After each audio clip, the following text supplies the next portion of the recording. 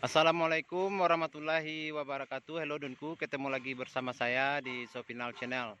Pada video kali ini saya akan mengupdate progres pembangunan jembatan kereta api di Kuretaji. Oke Dunku, ikuti terus video saya ini. Oke Dunku, di depan kita ini adalah jembatan kereta api Kuretaji Dunku, dalam bentuk jembatan parabola. Dalam waktu dekat ini akan segera diganti dengan jembatan yang baru demi kelancaran dan keamanan perjalanan kereta api.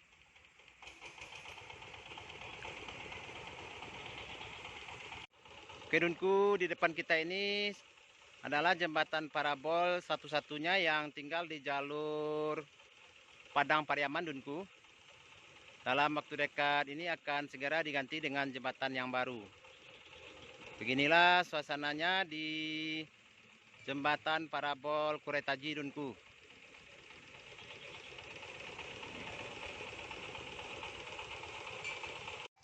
Oke Dunku, untuk video kali ini saya akhiri sampai di sini. Jangan lupa like, komen, dan subscribe video saya ini. Aktifkan juga notifikasinya agar tidak ketinggalan dengan video-video saya berikutnya. Saya ucapkan terima kasih, semoga bermanfaat. Wassalamualaikum warahmatullahi wabarakatuh.